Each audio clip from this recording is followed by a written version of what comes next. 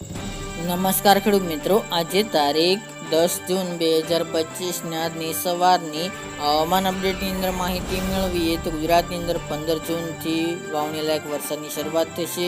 ક્યાંક આ ભાગોની અંદર વરસાદની સંભાવના છે તેની વિસ્તારથી અપડેટ મેળવીશું. આ સાથે જ બંગાળની ખાડીમાં બે સિસ્ટમો બનવાની છે, અરબી સમુદ્ર પણ સક્રિય થવાનું છે, એક સિસ્ટમ બનવાની છે. આ બંનેને કારણે ગુજરાતની અંદર ચોમાસું આગળ વધી શકે છે. ગુજરાતની અંદર 15 તારીખથી વાવણી લાયક વરસાદની શક્યતાઓ રહેલી છે.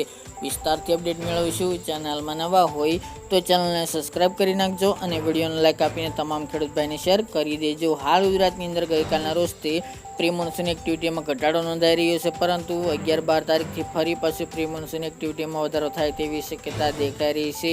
આ સાથે જ મિત્રો ચોમાસાનો વરસાદ ખાસ કરીને 15 તારીખથી શરૂઆત થઈ જશે.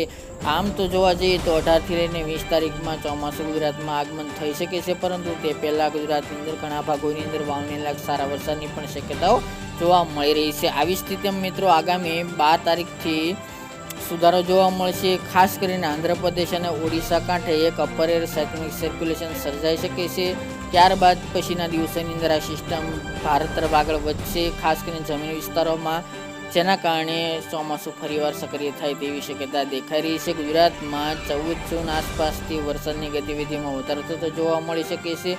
ગાજવીજ સાથે અને છૂટાછવાયા ભાગોની અંદર વરસાદનો નવો રાઉન્ડ શરૂઆત થાય તેવી શક્યતા દેખાઈ રહી છે. આની વધુ અસર મિત્રો પૂર્વ ગુજરાત, મધ્ય ગુજરાત, દક્ષિણ ગુજરાત તેમજ સૌરાષ્ટ્રના કેટલાક વિસ્તારોમાં જોવા મળી શકે છે. વરસાદની ગતિવિધિઓ 14થી લઈને 18 જૂનના સમયગાળા દરમિયાન અરબ સાગરમાં પણ મહારાષ્ટ્ર કાંઠે એક સાયક્લોનિક સર્ક્યુલેશન સાથે ઓફશોર ટ્રફ સક્રિય થવાની સંભાવના જોવા મળી રહી છે, જેના કારણે મિત્રો દક્ષિણ ગુજરાત અને સૌરાષ્ટ્રના કાંઠા સુધીના વિસ્તારોની અંદર ચોમાસાને સક્રિય કરી શકે છે, એટલે કે ત્યાં સુધી ચોમાસું આગળ વધે તેવી શક્યતા રહેલી છે. એક લો પ્રેશર સિસ્ટમ 18થી લઈને 20 જૂન આસપાસ બંગાળની ખાડીમાં ફરીવાર સક્રિય થવાની સંભાવના છે, જેના કારણે મિત્રો ચોક્કસપણે ચોમાસાને વેગ મળી શકે છે.